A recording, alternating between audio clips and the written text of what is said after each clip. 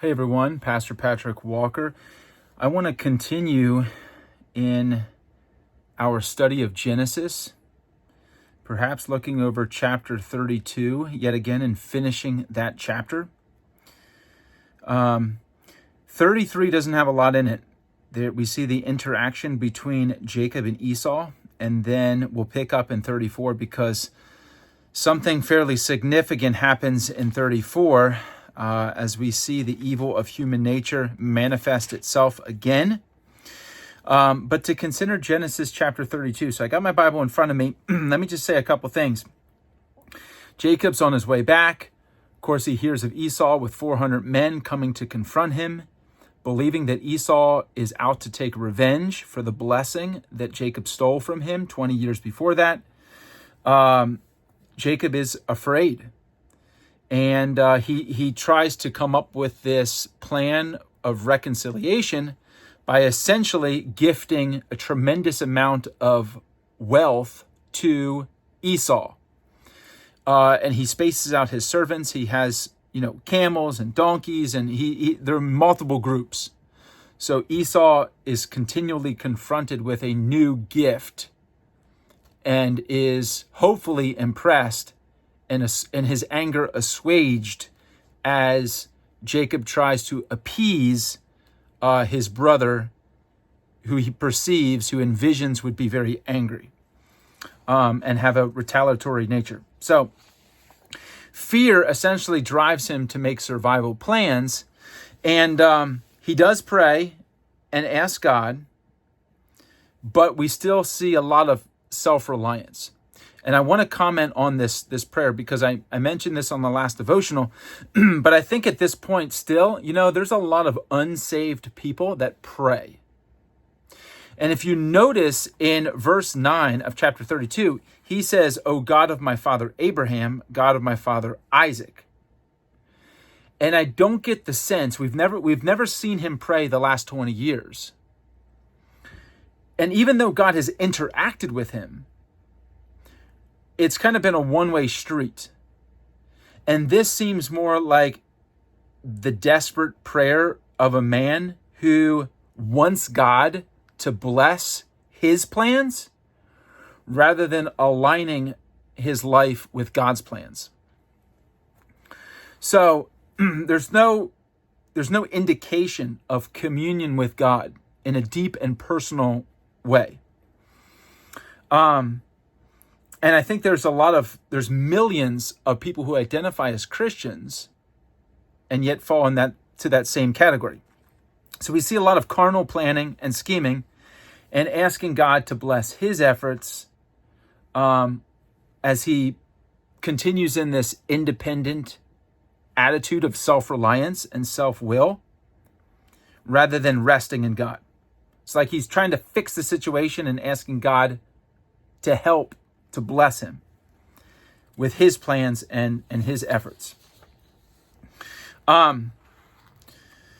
So I think God places people in crisis situations, obviously to teach us really important principles of trust, of surrender, and of faith. And we're going to see God throughout the remainder of Genesis chapter 32, this trial, this crisis situation really come to a head as God directly confronts Jacob's self-will.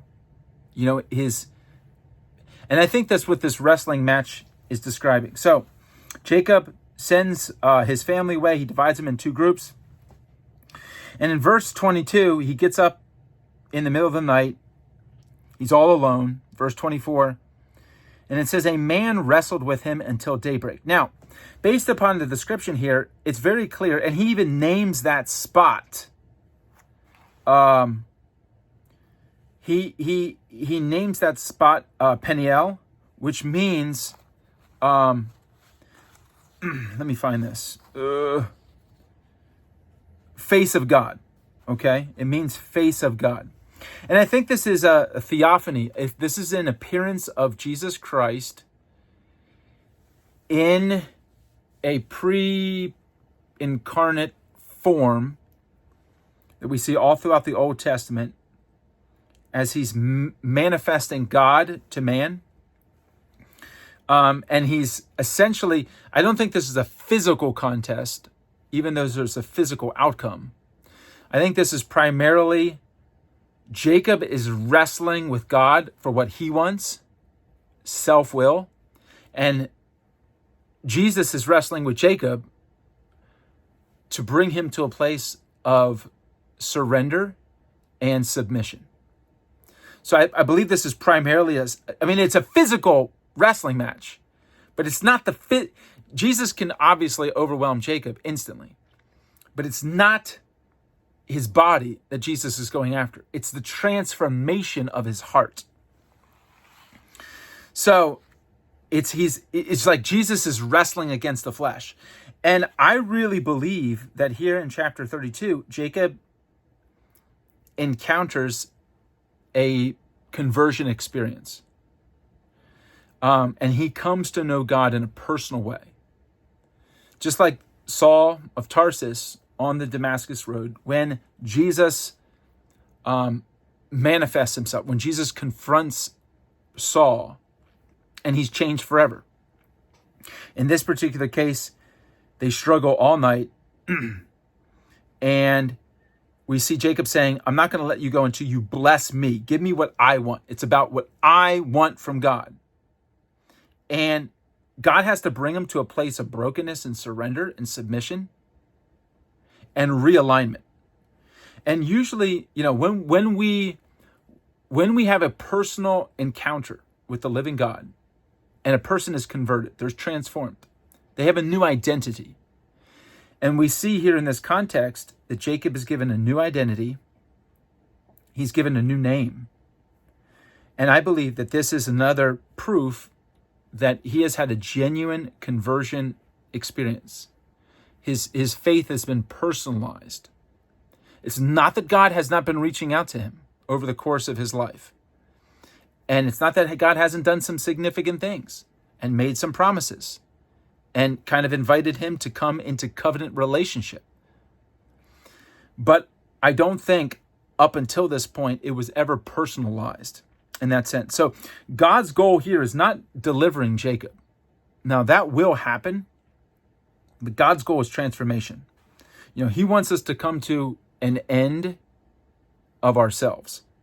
And this is his conversion experience as his life is going to begin to be realigned with God's plan and purpose. So what is it going to take to change, crucify, cut off our flesh, change our direction in life? To get us to the point where we can have faith, we can surrender, we can trust God more. I think God puts us in crisis situations. Now, at this time, again, on a previous devotional, I gave you some figures. I think if we measure this based upon how old Joseph was when Jacob arrived in Egypt, and we backed it up, we can find that when Joseph was born, which means that Jacob was probably around 96 years old at this point. So he's well advanced. About 2/3 of his life, is over. So that's today. Think about 2/3 of someone who lives to be, let's just say 90, 60 years old.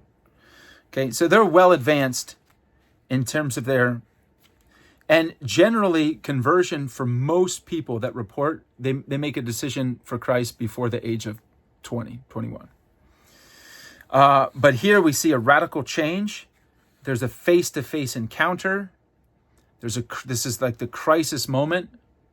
God seeks to subdue Jacob's flesh and to see it crucified, to see his self-will, self-determination crucified, and break him such that he willingly enters into this place of submission and surrender. And for the rest of his life, he does have a permanent reminder of this encounter. And that's because his hip was dislocated and it was never fully healed and repaired. So he walks with a limp from this point forward for the rest of his life. Not only does he have a name change, which communicates a different identity, just as we do, we become children of God. We become sons and daughters. We're born again. We have a new heart. We're adopted into a new kingdom.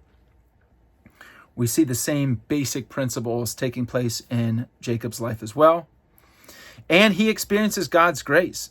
I mean, God could have definitely put him to death in this wrestling match. But instead, he steps into a deeper and more personal relationship with God and learns to trust God more. His flesh is broken, and he encounters God in a life-changing way, So just thinking through this as we finish chapter 32, maybe for application, do we see in Jacob a picture of God's walk with us?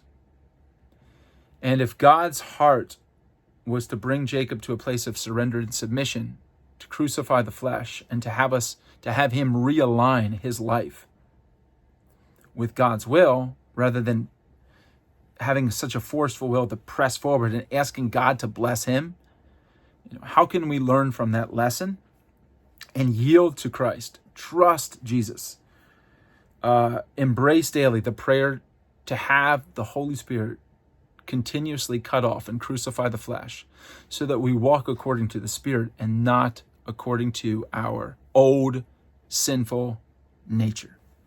And perhaps that's the best way to summarize this passage.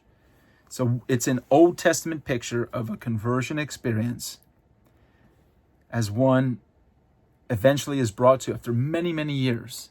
I can look back and see how God was working in my life, but I was too hard-hearted, too stubborn to accept and just reject, rebel. But I still wanted things from God. God bless me. Give me this. It's all about me. Until he unseats Patrick or, whoever from the throne of your life, and Jesus is invited to sit on the throne as Lord. And that is what we're seeing in this passage. So I think I'm going to skip over chapter 33.